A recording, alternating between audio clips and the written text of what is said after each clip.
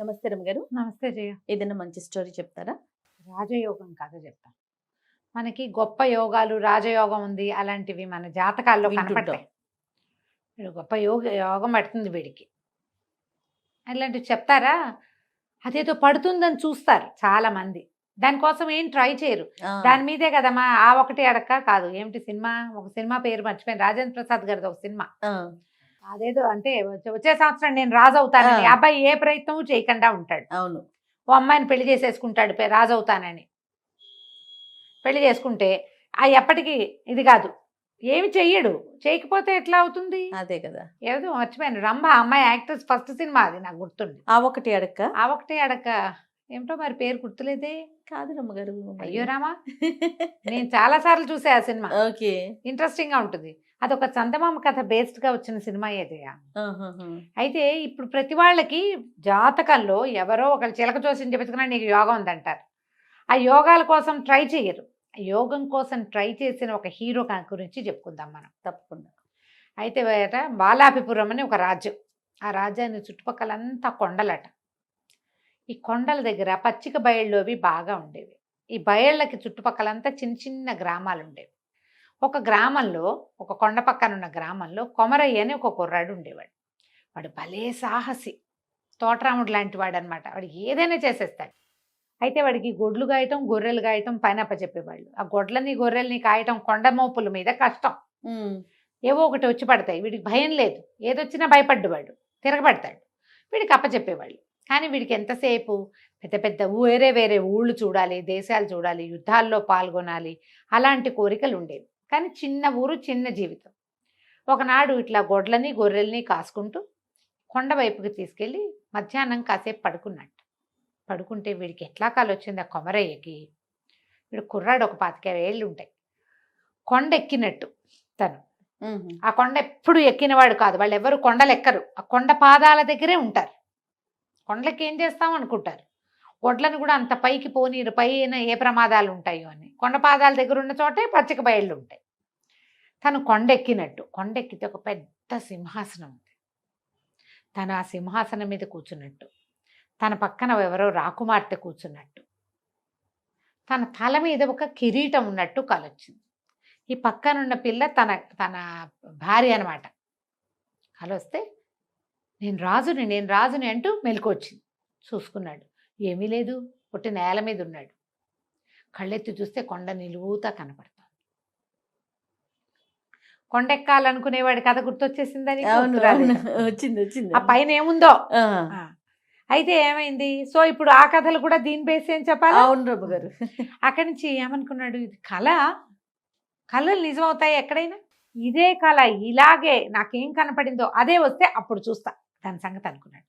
మర్నాడు మధ్యాహ్నం పడుకుంటే సేమ్ డిట్టో అదే కళ వచ్చింది మళ్ళీ.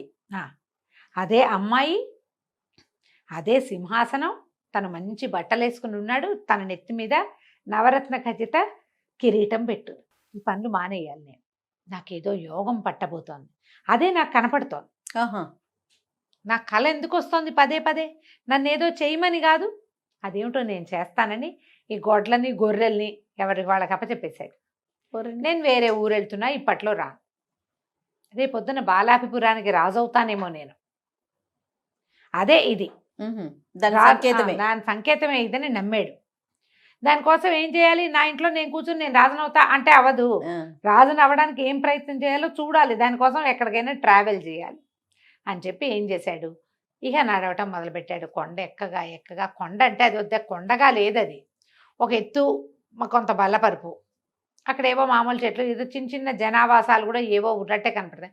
ఆ కాస్త మేర ఉంటారు వాళ్ళు.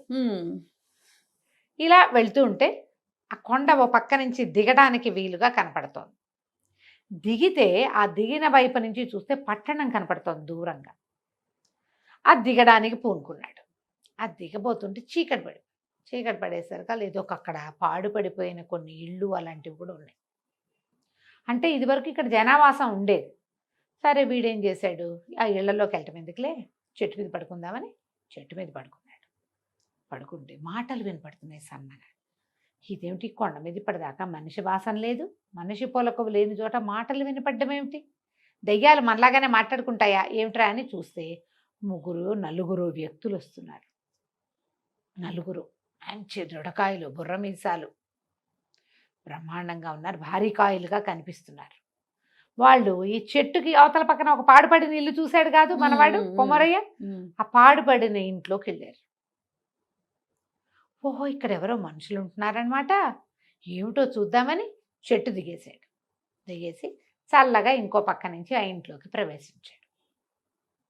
నలుగురు కాళ్ళు చాపుకుని పడుకుని ఉన్నారు. వాళ్ళు పడుకుంటే మాట్లాడుతున్నారు. వీళ్ళు దొంగలేమో అనిపించింది. వాళ్ళ దగ్గర మూటలు, సామాన్లు, కత్తులు, పిడిబాకులు అన్నీ తీసి పక్క పెట్టారు. అందులో ఒకడు కాళ్ళు చాపుకున్నవాడు, ఎరా గుంటనక్క, ఇవాళ ఏం దొరికిందిరా నీకు అని అడిగాడు. అడిగితే రెండో వాడు, నలుగురు ఉన్నారుగా, ఒకడు నాయకుడు, ముగ్గురు అతని వీళ్ళు అనమాట, సైన్యం లాంటి వాళ్ళు పక్కన ఉండేవాళ్ళు, తోడుండేవాళ్ళు. ఆ గుంటనక్క చెప్తున్నాడు, ఇవాళ నాకు ఒక వ్యాపారస్తుడు కనపడ్డాడు. వాడి దగ్గర భలే కోటు ఉందన్నా, ఎంత బాగుందో కోటు. ఆ కోటు ఏం లేదు, మనకు డబ్బులు కావాల్సి వచ్చినప్పుడల్లా కోటును తిరగేసి బోర్లు ఇస్తే మొహరీలు రాలుతాయి అందులో నుంచి. ఆయన విప్పి పెట్టి స్నానానికి వెళ్ళాడు, నేను కొట్టుకొచ్చేసా, ఇదిగో అన్నాడు అని గోడకి తగిలిచ్చాడు. ఒక చక్కటి కోటు అది. ఆ కోటు వేసుకోవడానికి బాగుంటుంది, చూడ్డానికి బాగుంటుంది, కావాలంటే దాన్ని తిరగేస్తే అందులో నుంచి మొహరీలు రాలుతాయి. బాగుందిగా, బ్రహ్మాండంగా ఉందిగా. ఇంకొకటి పిలిచాడు, ఎరా జిత్తులు మారి నువ్వేం తెచ్చావురా అని ఇంకొకడిని అడిగాడు. ఇంకోడు అన్నాడు, సర్వసైన్యాధ్యక్షుడు ఒక ఆయన దెబ్బలు తగిలి పడున్నాడు, ఆయన దగ్గర నెత్తి మీద ఒక ఉష్ణీషం ఉంది. ఉష్ణీషం అంటే అది పైన పెట్టుకున్న శిరస్త్రాణం లాంటిది, క్యాప్ లాగా. క్యాప్, శిరస్త్రాణాలు పెట్టుకో, ఒట్టి క్యాప్ కాదు, ఇట్లా కిరీటం లాగా పెట్టుకుంటారు కదా, అందులో నుంచి ముక్కోణపు శిరస్త్రాణం, అది 3 కోణాలు, అది పెట్టుకుని దాన్ని ఒక మీట నొక్కితే 3 పక్కలకి బాణాలు వేస్తుంది. అది చాలా బలశాలైన వాడు, కానీ దీన్ని మొయ్యలేడు. ఆయన దెబ్బలు తగిలి పడున్నాడు, చల్లగా నేను అది సంగ్రహించి తెచ్చేసా. ముక్కోణపు శిరస్త్రాణము, 3 పక్కలకి బాణాలు వేస్తుంది. బాగుందే, సరే ఇదిగో అని చూపించాడు. ఇక మూడో వాడిని అడుగుతున్నాడు, ఎరా మోసగారి నువ్వేం తెచ్చావురా అని అడిగితే మూడో వాడు చెప్తున్నాడు, ఇవాళ ఒక కత్తి దొరికిందన్నా. ఆ కత్తిని మామూలుగా పెట్టుకుంటే కత్తే, అది దాన్ని నేలలో గుచ్చితే ఒకేసారి 1000 మంది సైనికులు పుట్టుకొస్తారు నేలలో ఇంచి, చాలా పవర్ఫుల్, అది దొరికింది, ఇదిగో అని కత్తి మూల పెట్టాడు. మంచివి తెచ్చారా, ఇక వీటిని అమ్మే ప్రయత్నం చేసుకుందామని ఎవరి దారిన వాళ్ళు ఒళ్ళు విరుచుకున్నారు, చల్లగా పడుకుని నిద్రపోయారు. ఆ కొండంతా ఎక్కారా, భారీ మనుషులు, నిద్ర పడితే ఒక రకంగా మెలకు వస్తుందా వాళ్ళకి. వీడేం చేశాడు, ఓహో వీళ్ళు దొంగలు, 3 రకాల వస్తువులు తెచ్చారు, సామాన్యులు కాదు, వీటితో 3 ప్రత్యేక ఉపయోగాలు ఉన్నాయి. ఇవి ఒక రాజుకి ఉపయోగపడే విషయాలు. అవి రాజుకి డబ్బు అవసరం, సైన్యాల పోషణకి, ప్రజా పోషణకి. రాజుకి బాణాలు వేయగలిగే శిరస్త్రాణం అవసరం, రాజుకి సైనికులు అవసరం. వీళ్ళు ఏం చేసుకుంటారు, చల్లగా వాళ్ళ వెనకాల నుంచి వెళ్ళి ఆ 3 వస్తువులు చెత్త పుచ్చుకొచ్చేసాడు. ఇక ఆ కోట వేసుకున్నాడు, ఆ శిరస్త్రాణం పెట్టుకున్నాడు, ఆ కత్తి బొడ్డును దొప్పుకున్నాడు. ఆ శిరస్త్రాణం బాణాలు వేసుకొని అడిగినప్పుడే ఎంతసేపు వేయదు, ఈ 3 పెట్టుకుని దిగి వెళ్ళిపోయాడు. సరే ఏదో ఒక పోటకోళ్ళ ఇంటి దగ్గర ఆగాడు, కోటు విప్పి దులుపుకుంటూ ఇన్ని మొహరీలు రాలిని మళ్ళీ వేసుకున్నాడు. దాన్ని చక్కగా అక్కడ డబ్బులు ఇచ్చి సుష్టుగా భోజనం చేసి శుభ్రంగా స్నానం చేసి తయారయ్యి మళ్ళీ కోటు ధరించి కత్తి గిత్తి కత్తికి ఒక ముందంతా లేవు వాడి దగ్గర, అంగాస్త్రం వాడి తువ్వాలు ఉంటుంది అది పెట్టి కట్టుకున్నాడు కత్తి. ఇప్పుడు కత్తి పెట్టుకోవడానికి అన్ని సాధనాలు చక్కగా డబ్బులు వస్తున్నాయి, డబ్బులు ఉన్నాయిగా, ఇవన్నీ తీసుకుని రాజుగారిని చూడడానికి వెళ్ళేసరికి రాజుగారిని చూడాలన్నాడు. అనేసరికి ఆ వాకిట్లో ఉన్న అన్నాడు, ఏంటి ఎవడు పడితే వాళ్ళు చూసేస్తారు రాజుగారిని, బలివాడోయ్ నువ్వు అన్నాడు. అనగానే వెంటనే కత్తి తీశాడు. ఏంటి రాజా కొమరసింహుడు నేను, నన్ను కూడా చూడ్డా, అత్యంత సాహసిగా పేరొందిన వాడిని నన్ను ఎందుకు చూడ్డు రాజు అనగానే వాడు తెల్లబోయాడు. వీడెవడో ఎప్పుడు కూడా మనం బెదిరినట్టుంటే అవతల వాళ్ళు అదిలించేస్తారు. అవును, అదే డాంబికంగా ఉంటే బాబోయ్ వీడేదో ఉద్దండ పండితుడు లేదా బ్రహ్మాండ నాయకుడు అని ఫీల్ అవుతారు కదా. అక్కడి నుంచి బాబా అలా కాదండి, రండి భలేవారు కొమరసింహుల వారిని ఎందుకు చూడరు, రాజుగారు మిమ్మల్ని బాగా చూస్తారు అని చెప్పి లోపల తీసుకుపోయాడు. రాజు ఎదురుగుండా కూర్చున్నాడు. చూస్తే ఆ సింహాసనం చూశాడు వీడు. ఆ సింహాసనం ఇదే కల్లో కనపడింది. కల్లో నేను ఏ సింహాసనం చూసానో అది ఇదే. తర్వాత రాజుగారి నెత్తి మీద ఒక కిరీటం ఉంది, ఇది నాదే, అన్ని వీడియో కల్లో కనపడింది అదే. ఓహో ఇదే మంది అవ్వబోతోంది అనుకుని, నమస్కారం మహాప్రభు, నేను ఒక క్షత్రియుణ్ణి, దేశాలు తిరుగుతూ ఇక్కడికి వచ్చాను, నా దగ్గర బ్రహ్మాండమైన విద్యలు ఉన్నాయి, నా చరిత్రాన్ని చూసారా 3 పక్కల బాణాలు వేస్తుంది, తలచిన తోడనే 1000 మంది సైనికుల్ని రప్పించగలను నేను, మీకు ఏ సహాయం కావాలంటే ఆ సహాయం చేస్తా, మీకు నా సేవ చేస్తా సదా, ఏమంటారన్నాడు. రాజుగారికి ఇప్పుడు సైనిక సహాయం అవసరమైన పరిస్థితిలో ఉన్నాడు. ఆయనకి పక్క రాజ్యమైన వల్లభాపురం రాజుగారు వీళ్ళ మీదకి దండెత్తి రాబోతున్నాడు. ఓకే. రాజు అన్నాడు, చాలా సంతోషం నాయన, మేము మాకున్న సైన్యం చాలదు, ఏం చేయాలా అనుకుంటాం, ఇంత యుద్ధం చేయగలిగే వీరుడివి, తర్వాత సైనికులను కూడా తెప్పించగలనని చెప్తున్నావు, పుట్టించడం కాదు ఇది తెప్పించడం అని చెప్పాడు. నీలాంటి వాడి తోడు చాలా అవసరం, నీకేం కావాలి చెప్పు, మీ అమ్మాయిని ఇచ్చి పెళ్లి చేయండి నాకు అని అడిగాడు. సరే, రాజుకు నవ్వొచ్చింది, వీడెవడో కుర్రాడు, వాడు వచ్చి అమ్మాయిని ఇచ్చి పెళ్లి చేయమంటే చేసేస్తామా, అలా చెయ్యం బాబు, మా మీదకి వచ్చిన ప్రమాదాన్ని తప్పించు ముందు, అప్పుడు అమ్మాయి పెళ్లి సంగతి ఆలోచిద్దామన్నాడు. సరేనని ఇతను ఏం చేశాడు, వల్లభాపురం సైన్యం ఏ పక్క నుంచి వస్తుందో తెలుసుకుని ఈ లోపల ఈ రాజుగారి దగ్గర హాయిగా రెస్ట్ తీసుకున్నాడు. 2 రోజులు వాళ్ళ దగ్గర తీసుకున్నాడు. వాళ్ళ దగ్గర నుంచి ఒక గుర్రం తీసుకున్నాడు. ఏ దిక్కుగా వల్లభాపురం రాజ్యాలు వస్తున్నాయో ఆ దిక్కుకి ఒక్కడే వెళ్ళాడు. వెళ్ళి తన కత్తిని నేలలో గుచ్చి 2 సార్లు గుచ్చి 2000 మంది సైనికుల్ని సృష్టించాడు. యుద్ధం అక్కడి నుంచి తన మీట నొక్కి తన ముక్కోణపు శిరస్త్రాణం నుంచి 3 పక్కలకి బాణాలేసి సాధ్యమైనంత చేయగలిగినంత యుద్ధం చేసి అవతల పారేశాడు. అంతే. వల్లభాపురం వాళ్ళు పరిగెత్తి పారిపోయారు. వీడేమిటి ఉన్నట్టు నేల ఇన్నట్టు ఇంతమంది జనం వచ్చారు, ఒక్కడి మీదకి ఒక బాణం వేస్తే 3 పక్కల నుంచి 3 చంపేస్తున్నాడు వాడు.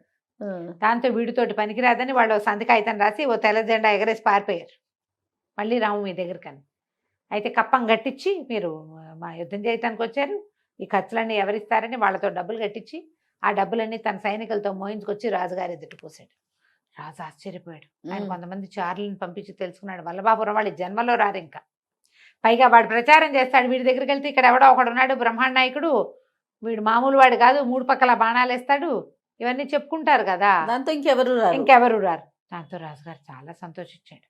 భలేవాడు నాయన, చాలా గొప్పవాడివి, మా అమ్మాయి నుంచి పెళ్లి చేస్తానని అమ్మాయిని రప్పిస్తే వీడు కల్లో చూసింది ఈ అమ్మాయిని, ఓహో ఇదే ఆ అమ్మాయి అని సంతోషించాడు. రాజుగారు ఇంకా వీడి కులం లేదు గోత్రం లేదు, నేను క్షత్రియుడిని అన్నాడు, యుద్ధం చేస్తాడు చాలు అంతే. అప్పటికి 11వ రోజున ముహూర్తం చూసి చక్కగా పెళ్లి చేసేశారు. తన కిరీటం తీసి అల్లుడిని ఎత్తి మీద పెట్టాడు. వాడు కల్లో చూసిన సింహాసనము, కిరీటము అమ్మాయి 3 కుదిరినాయి వాడికి. హాయిగా రాజ్యం చేసుకున్నాడు. ఆ రాజ్యానికి చుట్టుపక్కల ఎక్కడి నుంచి ఏ ప్రమాదము రాలా అతను ఉన్నంత కాలం. కథ కంచికి మనం ఇంటికి. ఇలా జరిగితే ఎంత బాగుంటుంది కాదు జయ. యోగం ఉందని చెప్తే దానికోసం ప్రయత్నం చేసి సక్సెస్ అయిన వాళ్ళు కోకొల్లలు ఉంటారు. ప్రయత్నశీలుడు, ప్రయత్నం చేసి వీడు వచ్చాడు కనీసం, అంతే వెళ్ళాలిగా, మాకు యోగం ఉందని ఎప్పుడో వస్తుందని అదే వచ్చిద్దని అది వస్తుందని కూర్చోకూడదు. నువ్వు ఒక 4 అడుగులు ముందుకేస్తే అది 10 అడుగులు ముందుకేస్తుంది. అది ఏ అడుగు వేయకపోతే అది కూడా వేయదు. అదే కదా రమ్మగారి యోగం అంటే, మనం 4 అడుగులు వెయ్యాలి, అసలు వెయ్యాలి.